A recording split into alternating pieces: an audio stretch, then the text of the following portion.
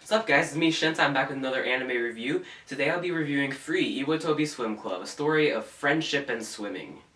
And nothing else, Tumblr. It's a 12-episode series directed by Hiroko Utsumi and produced by Kyoto Animation. It was one of the most popular series back in 2013 and has been one of the few series over the recent years that's been popular and actually good. Sword Art Online. It also contributed quite a bit to the community by introducing a few new concepts of anime production that other producers may use in the future. So, without further ado, let's get into our review.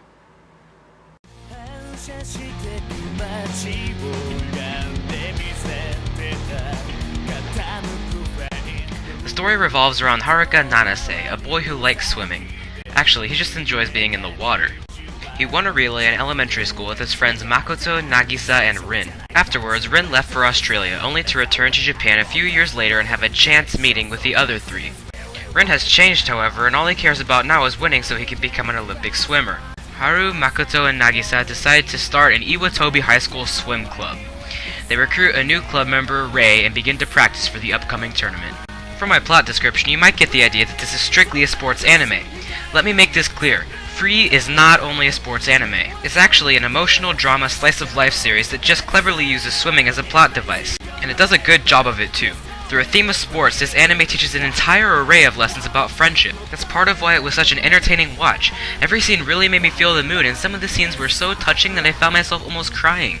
But there are a few things I have to deduct points for, first and foremost being the thing that made Free so notorious when it first started airing, the man service. AKA the act of showing teenage high school boys stripped down to questionably tight swimsuits. The female fandom squealed with joy while the guys collectively facepalmed at the sight of this new innovation. Even so, this wouldn't have really bothered me if it hadn't been for one thing. In the first few episodes, the man service was so frequent that it sometimes got in the way of the plot, which was a bit annoying. This problem only lasted to about episode 4 or 5, however, then faded away.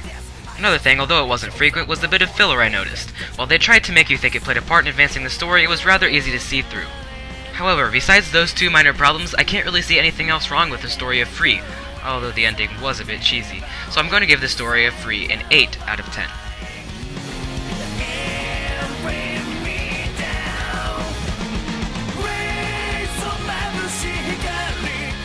Over the years, I've seen a trend of character stereotypes when it comes to sports-themed anime. You've got the main protagonist who's either an arrogant snob who's really good at the sport he plays, a midget who's really bad at the sport he plays, or an idiot.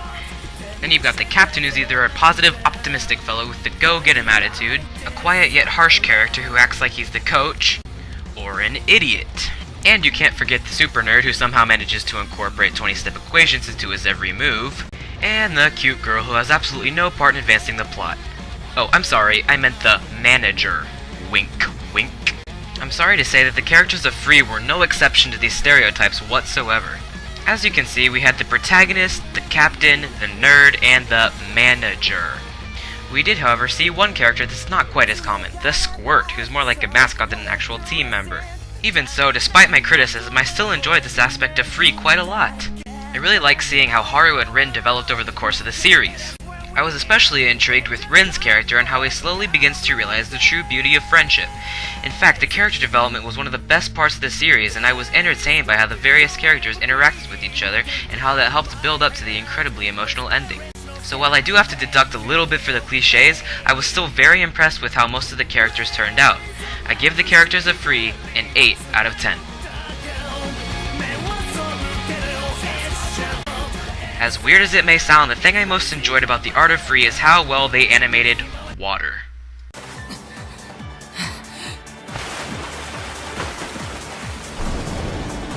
Isn't it beautiful? That's right, ladies and gentlemen, what made me drool over the artistic beauty of this series wasn't how the eyes were portrayed, or even the character designs altogether. Although those were good, the water was just so amazing for reasons that I cannot explain. But I do have to admit that the character designs were cool too, as well as Rin's hair. Also, the dramatic scenes were quite well directed, and the characters were shot from a bunch of interesting angles. Oh, and did I mention Rin's hair? However, I can't shake the feeling I get when I see some of the backgrounds. In a lot of places, the characters don't really seem to fit in with their surroundings, and it made Free a bit of an awkward watch sometimes. That'll take down the score just a bit. The Art of Free gets a 7.5 out of 10.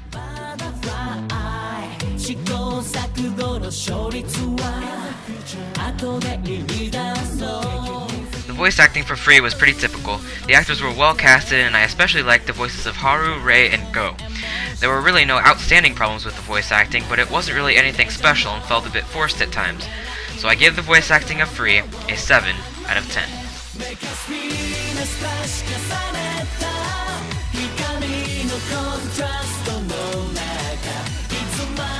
The music was one of the main aspects of Free that made it so unique. The soundtracks were very good. The music portrayed the mood well, and I love how dubstep was included.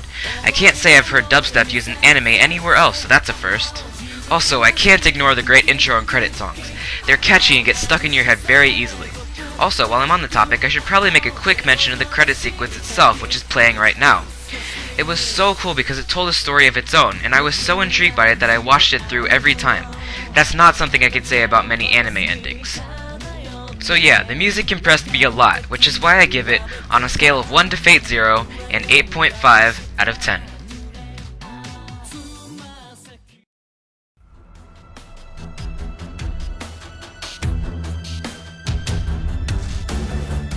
Alright, so I'm back and I've averaged out all the scores. The final score I give Free is a 7.8 out of 10. That's a good score. So do I recommend Free? Well, if you're looking for a straight out sports series, then no, this anime is probably not for you. But if you want a drama slice of life anime that just happens to have swimming as its theme, then yes, I would definitely recommend Free to you. It's available to watch on Crunchyroll. So that's it for my review of Free. Hope you guys enjoyed watching this video as much as I enjoyed creating it.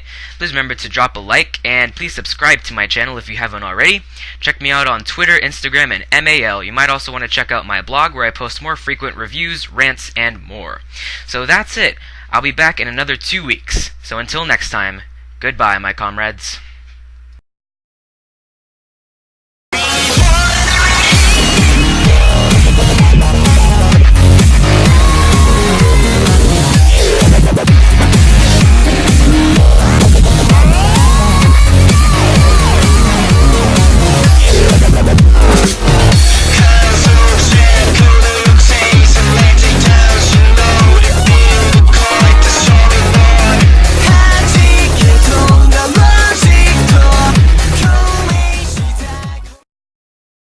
Don't lose your way.